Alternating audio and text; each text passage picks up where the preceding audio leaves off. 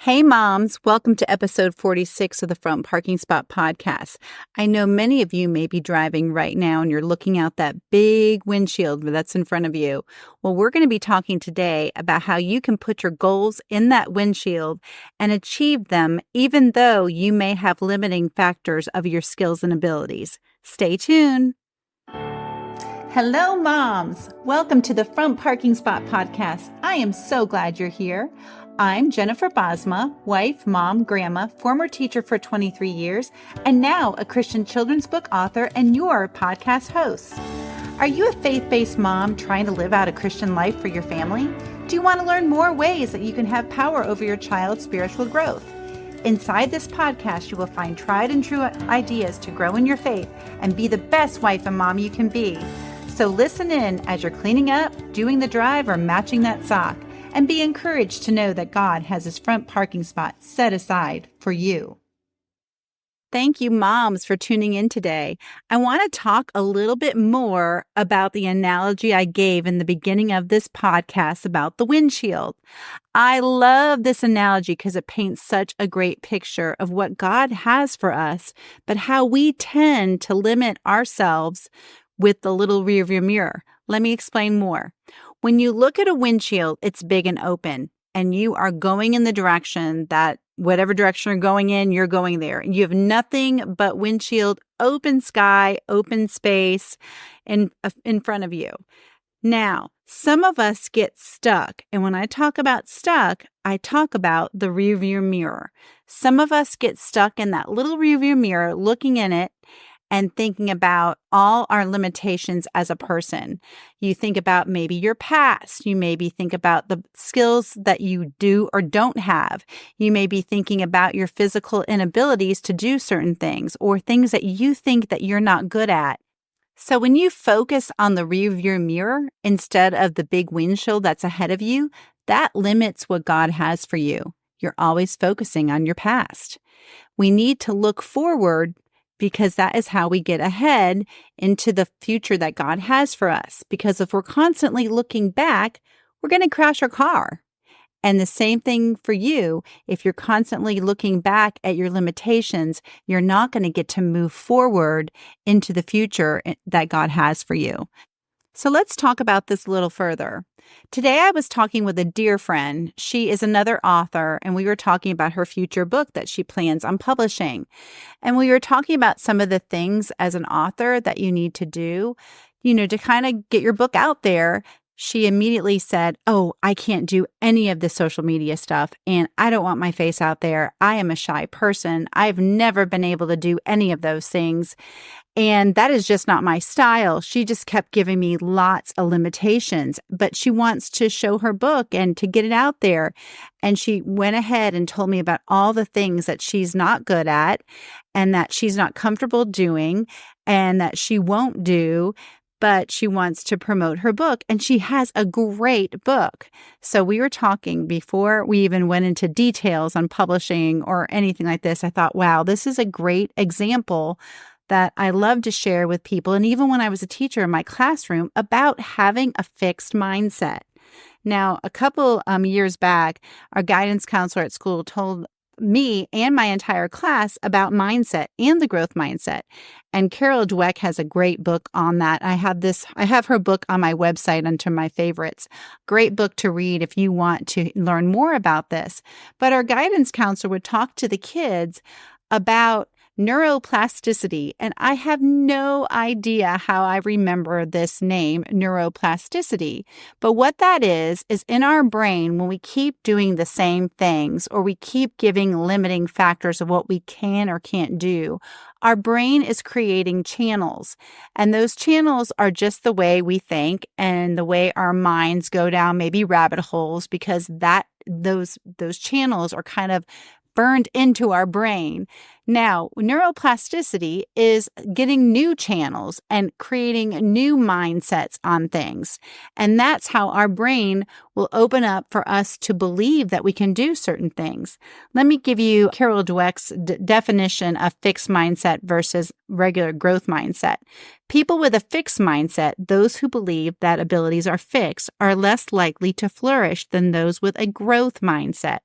A growth mindset are those who believe that abilities can be developed. And this book will teach that. And that's pretty much what I have kind of enveloped into my podcast and into my life and into this front parking spot mentality. And when I had Kelly King on several episodes ago, we talked about that in detail with him. King was on episode 33 if you want to look back into that episode. However, I wanted to share with you moms that when I was talking with my friend today and she was giving me all of her reasons why she didn't want to really put herself out there and promote her book, and I was telling her that any kind of change is scary. When you do something that you're not really comfortable with or not in your comfort zone, it's scary. It's okay to have those feelings of inadequacy and, oh my goodness, I'm not good at that. But you need to stop and say, Lord, please help me to get over these insecurities. I know you have a plan for me. You have given me this idea, or you have given me this plan that I just can't shake. And when God gives you something from Him, it doesn't go away. It's not just a fleeting idea that pops in your head. Oh, I should do this. And then it goes away. It is something that consistently will pop up in your mind, and pray about it and say, Lord, is this from you? And if it's from you, from Him, it will keep popping up. The thought, the feeling, the desire to do whatever He's giving you will not go away. But you will have those self-limiting factors, because I like to say the devil doesn't want you to do it. If it's from God, he doesn't want you to do what God has for you. He wants to keep you stuck down. He wants to keep you looking in that rearview mirror instead of the huge windshield that's ahead of you. I want to give you an example of Moses in the Bible, and I shared this with my friend today as well. A lot of people may know this, but a lot of people don't. And I told her that in Exodus, Moses is written in Exodus all the way through Deuteronomy at the very end when Moses dies. And I remember when I first read when Moses dies, I'm like, whoa, Moses just seems to live forever, but is a really cool part in the Bible. And that's at the end of Deuteronomy. So he spans 2 books, Exodus and Deuteronomy.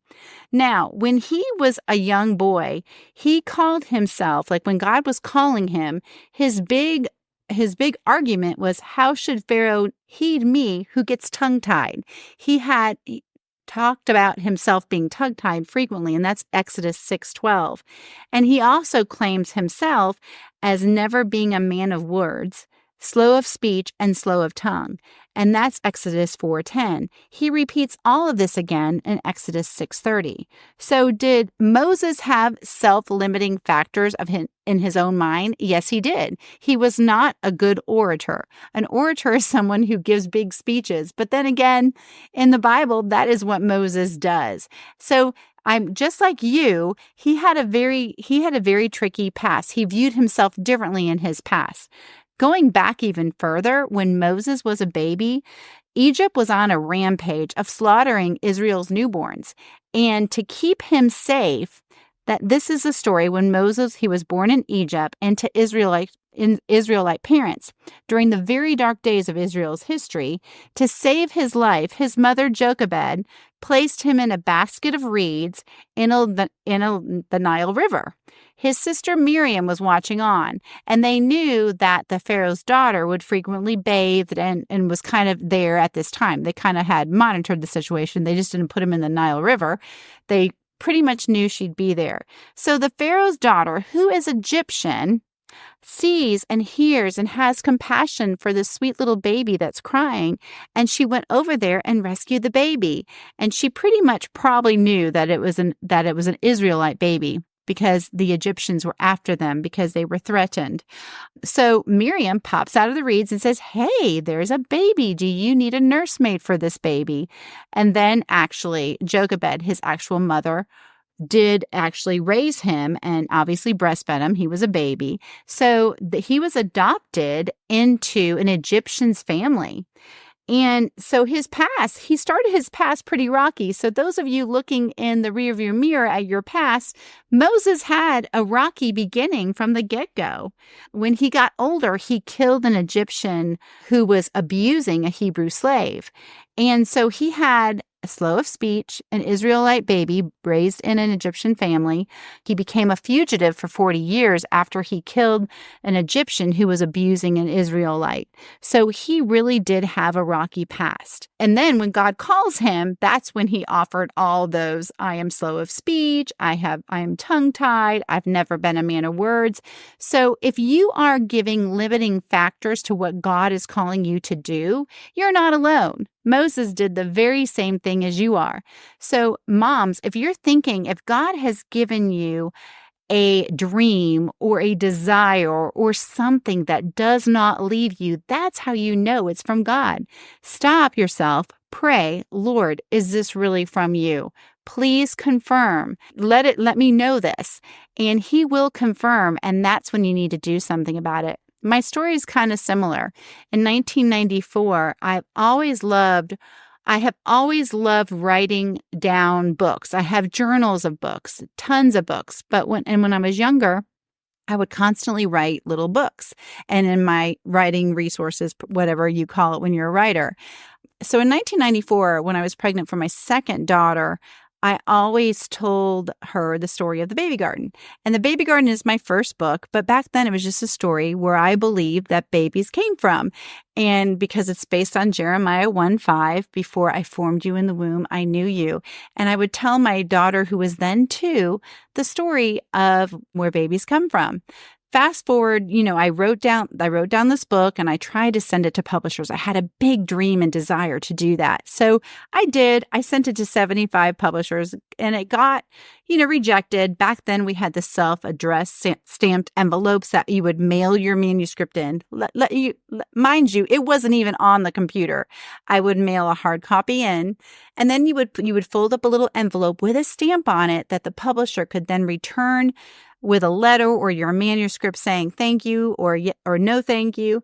And yes, I got 75 no thank yous back in 1994. Fast forward 24 years, that feeling never left me to try to publish that book. Never left me. And then when it came back out 24 years later, I showed my daughters the manuscript and they're like, Mom, you need to try again, get this published. And the baby garden did get picked up. The reason why I tell you this story is a great example of when God gives you a desire and a plan and kind of a mission, it doesn't go away. Okay, that was 24 years. That's pretty extreme, but it doesn't have to be 24 years. So moms, don't worry about that. But when you really kind of pray about it, if there's something you need to do, then you need to do it. And he may be knocking for 24 years. So that's exactly what happened in my case. When God gives you a vision, you need to stick with it. And don't limit yourself to your inabilities or the skills that you think you don't have. Okay? And that's what I was telling my friend today. I was telling her, please, just do small steps, moms. If you have a goal, do small steps. Things take long, things take time. Just make steady steps to whatever your goal is. In my case, it was writing books. And so much that now I'm writing books, and then I started blogging, and then now I have 3 books, and then I started working in the pregnancy center as a volunteer because the first book, The Baby Garden, is what got me into the pregnancy center as a volunteer to talk to moms that are facing an unplanned pregnancy and giving them hope, help, and healing. That book started all of that ministry with moms and with women, which is is such a blessing every day when I walk into that pregnancy center to meet these moms and let them know that there's help for them and support. It is just wonderful. But anyways, back to my story, when God gives you a desire, it doesn't end. He'll keep speaking to you. So what I suggest you do is have a growth mindset. Try, just because you haven't been able to do it in the past, or you feel like you can't do something, or you feel like you're limited, or you're not good at social media, all the excuses, that's a fixed mindset. Go for the growth mindset and try and go with what he tells you. Okay, we can talk about this right now with this podcast. I am not great with technology. Technology has never been my gift. I was always a girl when I was teaching that I would ask my friend Tina next door, Tina, I was having a technology problem, and Tina would come and help me. She's always been such a blessing to me. But so when I thought of doing a podcast like this, to kind of take my blog and interview with some great authors and women that have so much knowledge and expertise. I've just been so blessed by having these interviews with other women. But when I was first doing this, I was a little intimidated to start podcasting. I didn't even know how to get a microphone. I didn't even know the stuff I needed to. But I was able to find Stephanie Gass's Christian Entrepreneurs for Businesses, and she had a great training on podcasting. And when I did that, it really kind of step by step, I had to take a leap of faith. I had to make a small investment in that to learn how to do all this. But was that easy? No, it was not. In the technology curve, she explained it. But you have to know that when God calls you into something, He will make a way. He will let your brain understand it. He will let you do the hard things. He will let you do the things that He puts on your heart. And I'm telling you, this podcast and your response and your reviews and talking with you all and the guests, it has been such a blessing to me. And I hope to you all, because I have been growing right with you with some of these fantastic guests that have been on there. So moms, as you're driving, you're probably where you need to be right now. As you're looking out the windshield where we started in the beginning, the Front Parking Spot podcast is there for you. And the whole Ephesians 3:20 is the mantra for this exact belief. Now, for you who don't really remember Ephesians 3:20, that is now to Him who is able to do immeasurably more than we can ask or imagine, according to His power that is at work within us. Moms, I just pray that you go for the Front Parking Spot podcast in your life today. God has a plan. Let those new neuroplasticity channels create in your brain. Don't limit yourself to the rearview mirror of the things in your past or things that you don't think you're good at. God has a plan. Shake those loose, mamas. You've got this. Go for what God has put in your heart. And most importantly, ask Him to help you achieve it and give you the confidence to move forward. Thanks for listening today. Share with friends. Well, mamas, thank you so much for joining in. I know you are super busy doing all the things that can consume your day, but you took a couple of minutes to learn how God wants to build you up in your faith, family, and life, and He wants to applaud you for this. Please subscribe and review my show. This helps other moms tune in as well. I'd love to connect with you on Instagram at Front Parking Spot, on Facebook at Front Parking Spot Mom Community, or my website at jenniferbosma.com. Have an Ephesians 3:20 type of day, mamas, and be encouraged as you go for the front parking spot in your life today. God bless.